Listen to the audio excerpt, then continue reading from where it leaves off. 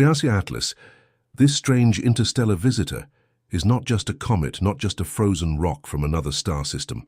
3I Atlas had been struck head-on by the Sun's own plasma and lost its tail.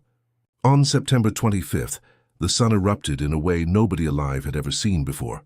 For days, its surface had been boiling with dark sunspots and looping arcs of plasma like warning tremors before an earthquake. But at 3:47 UTC, the tension finally snapped.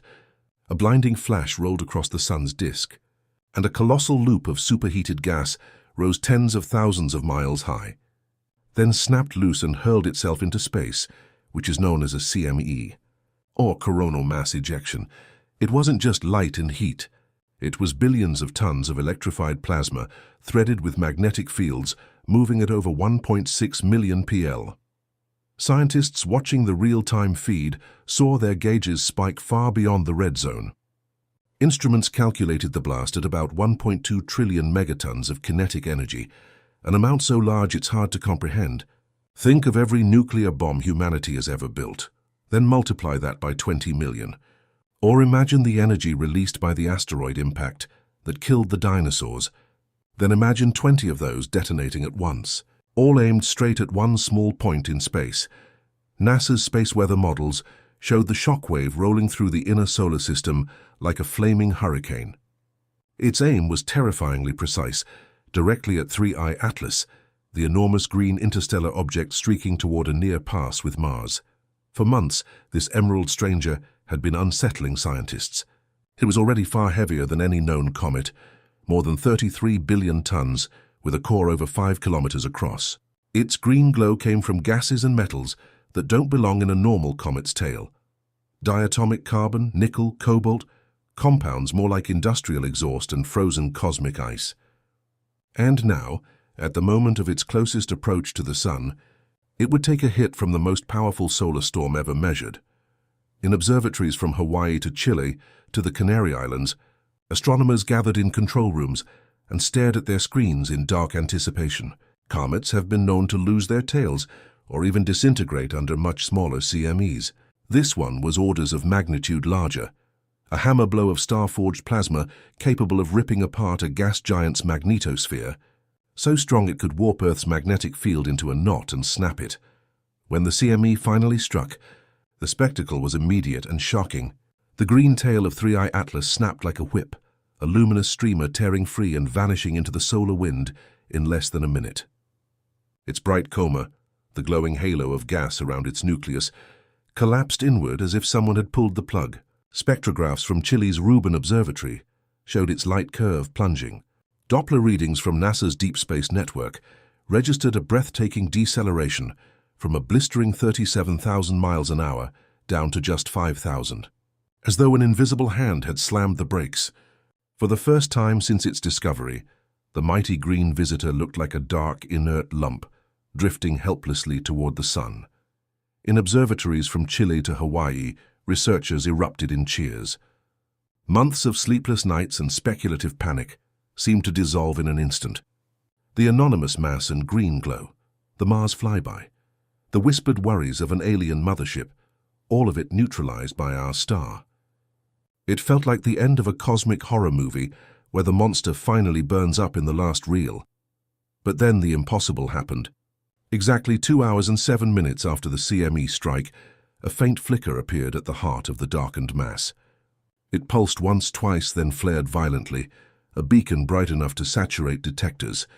Sensors at the European Space Agency's solar orbiter picked up a surge of emissions. The same nickel, cobalt and diatomic carbon signature as before, but stronger, richer, unmistakable. In a single breathtaking moment, a new tail shot out from the nucleus, perfectly symmetrical, emerald green, and even more brilliant than the original. Then the speed readings ticked upward, 10,000 muffs, 50,000, 100,000, until the object was once again blasting along at 37,000 dPusme on its path toward Mars, as if nothing had happened at all. What people were seeing defied physics. A natural comet can't be hit by a plasma wave powerful enough to melt planets, and then casually regenerate its tail and speed. Even the strongest magnetic field of any planet in our solar system would have been torn apart in that blast. Yet here was 3I Atlas, its emerald tail blazing, moving at full speed as if it had fed on the sun's fury instead of being destroyed by it. Scientists were left staring at their screens in stunned silence. No natural comet could regrow a tail and regain its exact velocity within minutes, not after being hit by a plasma wave powerful enough to boil oceans. Even the most powerful planet in our solar system would have been scorched under that assault, and yet here was 3I Atlas, emerald tail blazing and moving at full speed. Shrugging off physics as though physics did not apply, Low explained it in simple terms. For weeks before September 25th, instruments on NASA's Solar Dynamics Observatory had shown odd patterns on the sun's surface, tiny magnetic quakes lining up with the side of the sun facing 3I Atlas. It looked, he said, like something was poking or tickling the sun's magnetic field until it snapped. To him, the timing of the CME wasn't a coincidence. It was as if 3I Atlas had known exactly when the eruption would happen, or had caused it. He compared it to a ship at sea raising a sail to catch a gust of wind. Only here, the wind was a billion-ton blast of plasma and magnetic fields, powerful enough to strip the air off a planet. Instead of dying under that storm, 3I Atlas may have opened its sails and absorbed it. We've never seen anything like it, Low said. If this is a comet, it's one with a powerful system beyond our comprehension. Low's working idea was that the object isn't a snowball of ice and dust at all, but a gigantic machine wrapped in a kind of invisible shield. Imagine a huge magnetic bubble or super-strong electromagnetic net around it. Such a bubble could bend the sun's plasma around the craft, soak up the energy, and funnel some of it inside. In this way, the CME, which should have been fatal, would instead become a refueling event. He even speculated about the kind of engine that could do this. One possibility, he said, was a type of fusion engine helped by an unknown catalyst from dark matter. In normal fusion, like the reactions inside our sun, you need incredible heat and pressure. But if you could use something exotic to make fusion easier, you could run a power plant in space using the sun's own plasma as fuel. It is speculative physics on Earth, but a logical path for a civilization millions of years ahead. In such a system, a coronal mass ejection would be a free tank of fuel, not a death sentence. Low also highlighted hard evidence to back this up by a reanalysis of Hubble and ground-based observations.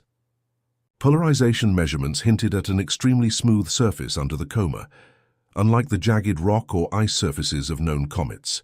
Radar returns from Goldstone showed a faint lattice pattern inconsistent with a natural body.